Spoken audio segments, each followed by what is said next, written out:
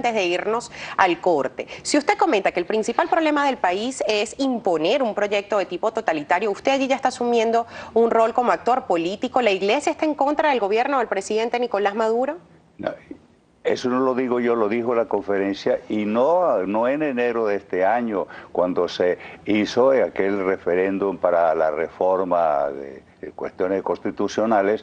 Allí asumió la conferencia episcopal una posición y dijo que lo que se estaba presentando, que fue rechazado, pero después se ha metido por tras corrales, dijo que era un proyecto moralmente inaceptable y que iba al margen o contra la Constitución. ¿Por qué? Porque implicaba e implica una concepción del Estado de tipo absorbente, el Estado, porque el socialismo históricamente, lo que se llama el socialismo real, en realidad ha sido un estatismo feroz, el Estado controlando todas las actividades de la nación, es el productor, es el educador, es el importador, es el que controla, el que habla por la comunicación social, es el que controla todos los aspectos de la educación, la orienta en un sentido. Ese es el Estado totalitario, el que controla, digamos, todas las dimensiones o todos los aspectos de la vida de las personas y de la comunidad. Bueno, eso es moralmente inaceptable, lo dijo el episcopado. Y eso lo ratifica esta vez, de manera que es una posición muy clara, que no es una posición de tipo político partidista. Político sí.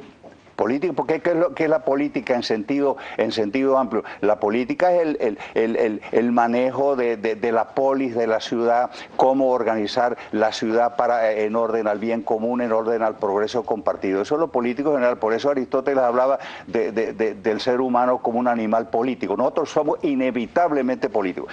Ahora, cuando la Iglesia, en su representación oficial, asume estas posiciones, claro que es una posición política, pero no político partidista.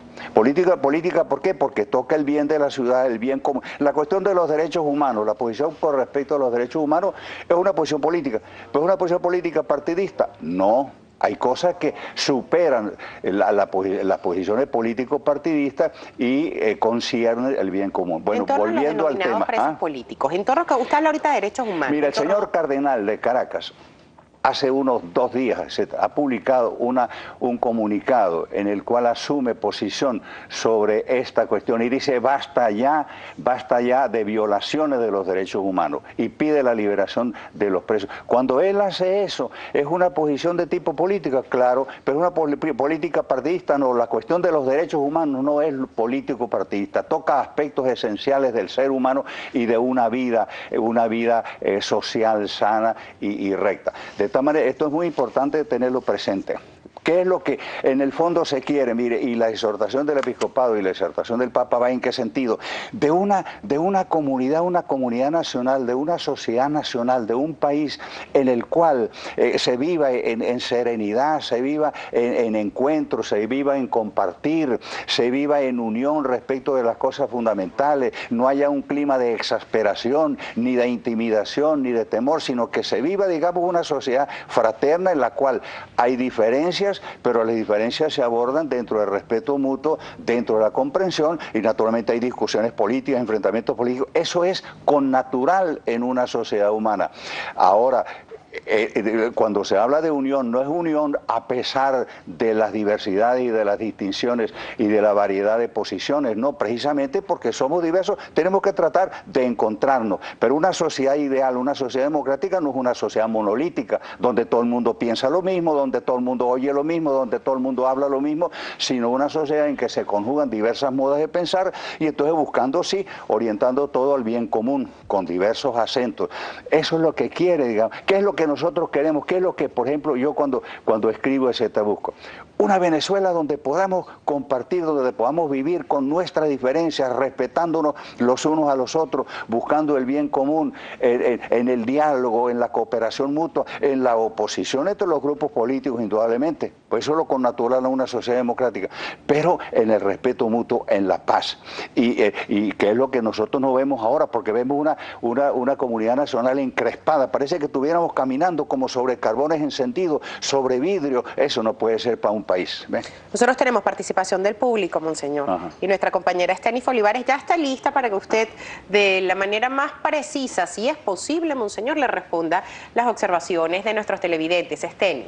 Es así, Carolina, hay muchísima participación de nuestros televidentes y vamos a comenzar con el señor Félix Romero. La iglesia debe estar al lado del pueblo, pero aquí hasta la iglesia está dividida. ¿Qué le queda a la gente? Nada.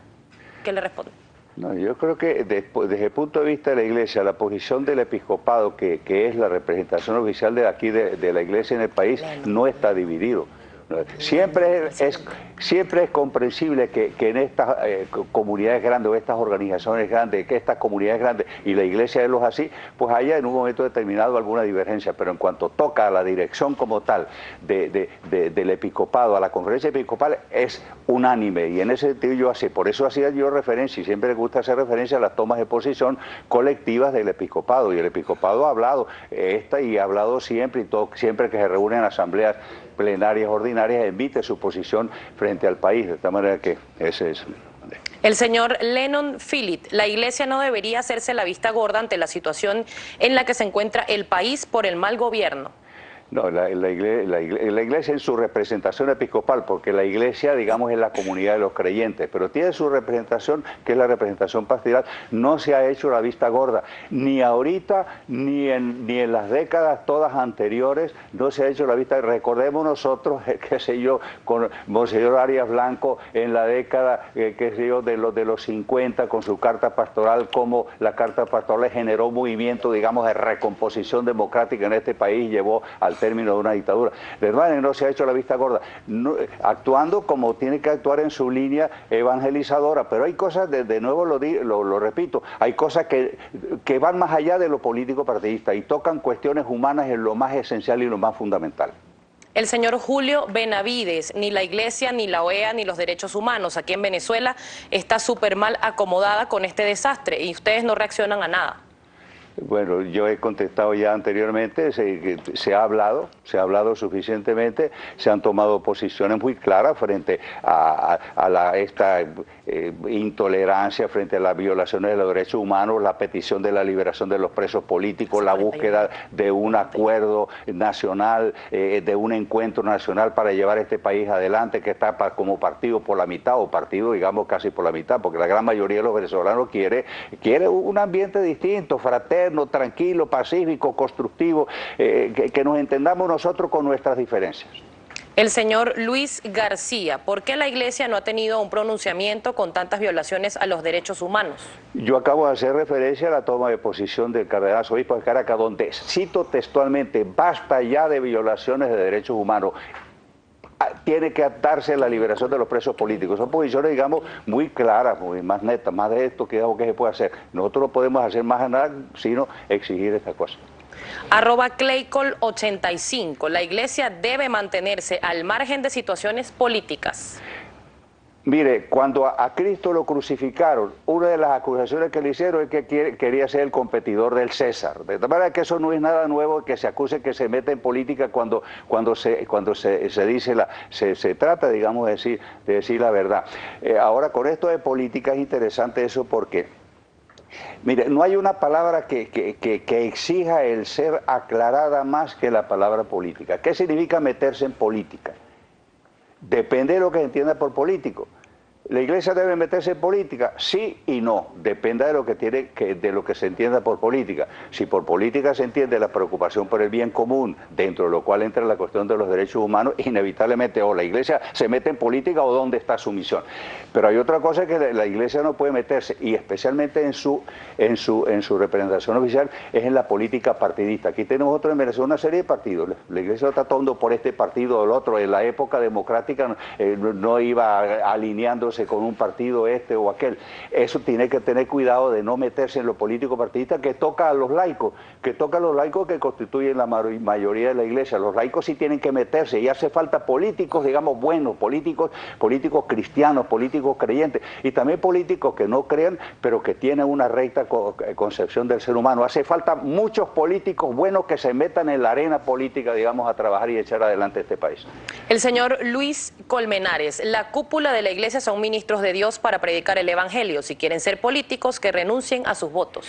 El Papa acaba de no es que acaba de publicar, sino que su documento central que ha publicado el Papa Francisco se llama La alegría del Evangelio.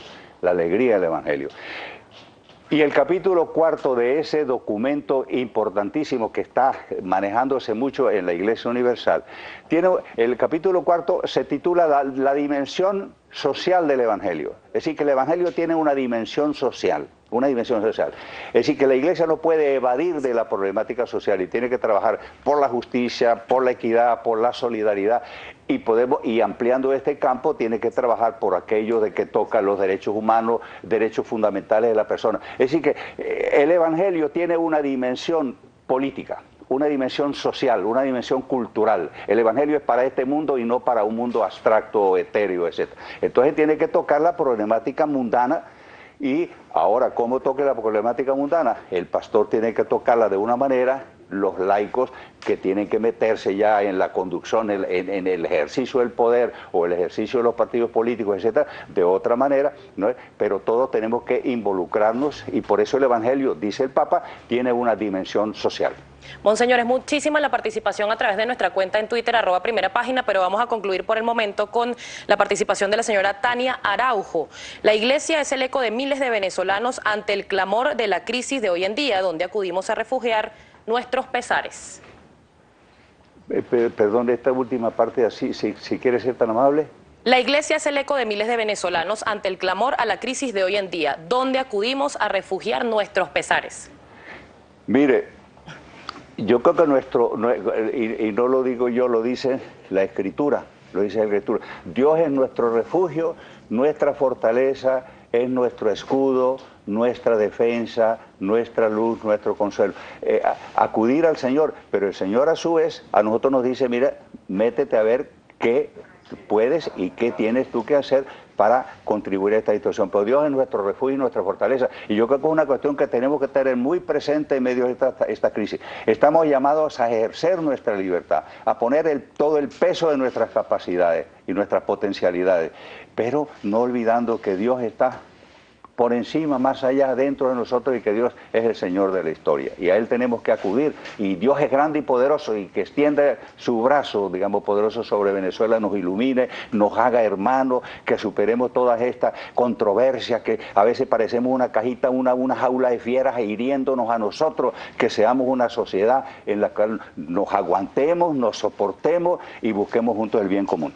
Muchísimas gracias. Bueno, al Monseñor Ovidio Pérez Morales, expresidente de la Conferencia Episcopal Venezolana, gracias por estar el día de hoy con nosotros en Primera Página. Gracias, muy mal. Nos vamos a la pausa comercial, 7:13 de la mañana, quédese allí, ya regresamos.